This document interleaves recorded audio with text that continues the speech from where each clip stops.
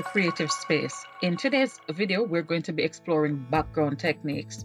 First one is called spray paint with leaf technique. Just get your leaves, place them randomly on your surface. Then we're going to spray the background first with the yellow, after which we're going to pick the leaves up, replace them randomly, and then we're going to be exposing some white areas, covering some of the yellow next, and we're going to spray paint it.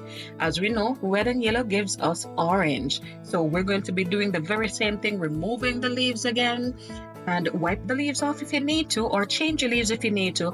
Then you're going to be spraying it with your blue.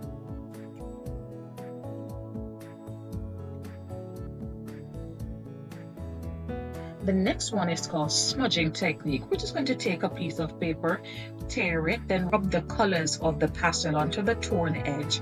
Then we're just going to use our finger to glide off the pastel onto the surface. The next technique is sprinkle.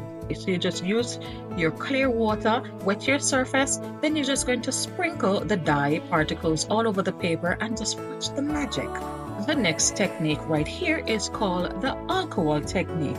Well, on photo paper in my case, and then you just watch the colors separate and interject your colors in the places where you want it to go. Be careful of your colors though. Red and green gives you brown, so you don't want your work to look muddy. The next technique is a variation or the last one that I just did, and changing the intensity of the color. Same alcohol, same photo paper, but you're just changing the intensity of it. So I'm just showing you that you can actually have it intense or less intense depending on what you want it to do.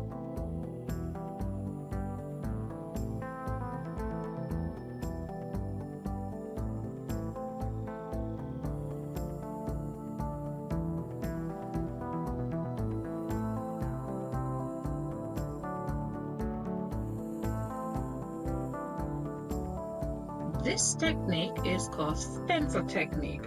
Now in this stencil technique, in my case is joint compound mixed with glue, and you're going to pass it through the stencil. Of course, we are going to just allow it to dry, then we're going to come into play with the powder or the color spray paint or the Explorer.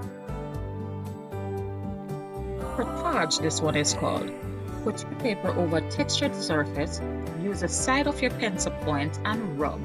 You can use multiple colors, or you can just use one, or you can use just a regular pencil.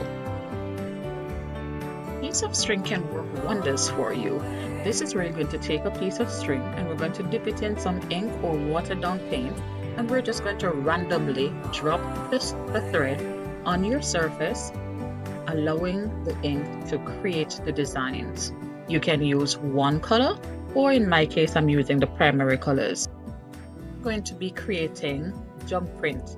Jump print is just taking any ordinary old material that you would normally put in the garbage. In this case, I'm using a piece of newspaper, sponge, colors of choice on the sponge. Then we're going to tap the newspaper onto the sponge to get off some of the paint. And then we're going to be utilizing the paper as a stamp. Then you're going to stamp it with your desired effect on your paper all over. Go in between, fill the gaps, or you can choose to leave the gaps. In my case, I'm filling in the gaps, and you will have a wonderful design on your paper.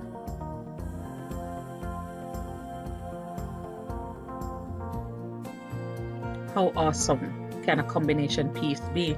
In this case, I'm just repeating the two previous techniques, the stamp and also the thread, and you're going to see how combination techniques can actually make.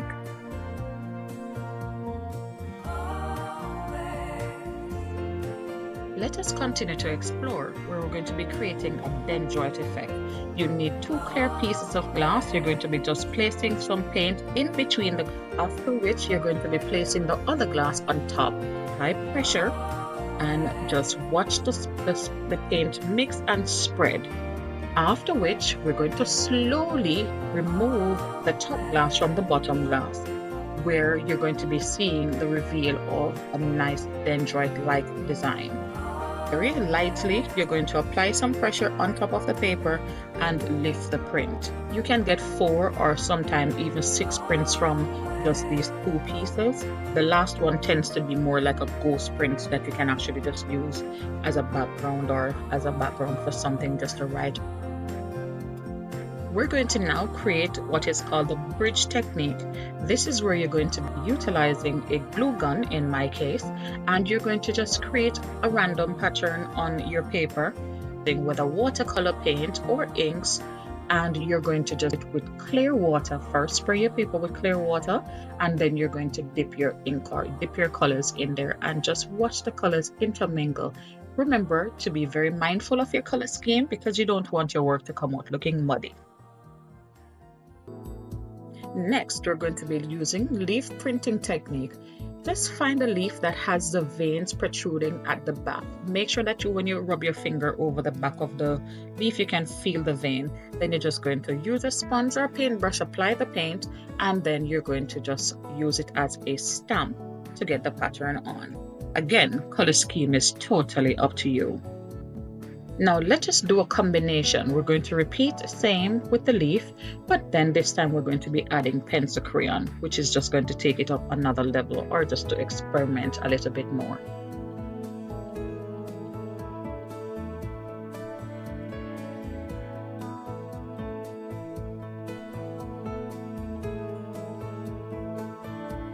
This technique is called the pull string technique.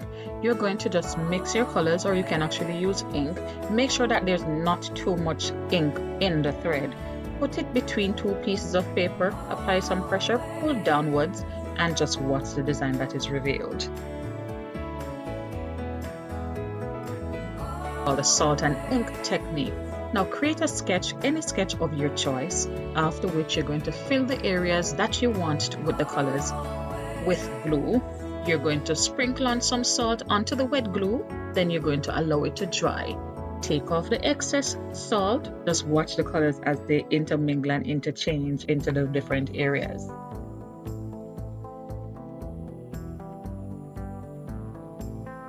Plastic wrap technique. This is where you're just going to use some clear water in a spray bottle, spray it all over your surface, then you're going to dip your ink into the wet area. Allow it just to spread. Then you're going to be getting a piece of cling wrap plastic. You're going to put it on top. Use your hands to crush the plastic onto the surface, because where those crushes are, the more textured your background will appear. Allow it to dry on newspaper, preferably overnight, and then you can actually reveal the beautiful design. I don't know about you, but my mind is always being creative. This is now me taking the lint from the dryer and incorporating it into the drawing compound and just using it as my texture paste right here. Then afterwards, I'm going to be doing the dry brush technique over it. Dry brush technique, you're going to be using a literal dry brush along with small bits of paint at a time, and you're going to lightly brush the surface until over and over again until you get to the intensity of the color that you desire.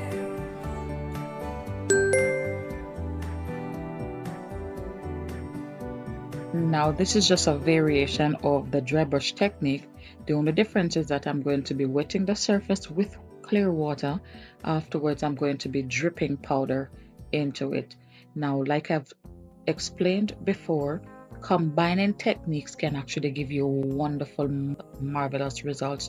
So I don't want for you to be afraid of exploring.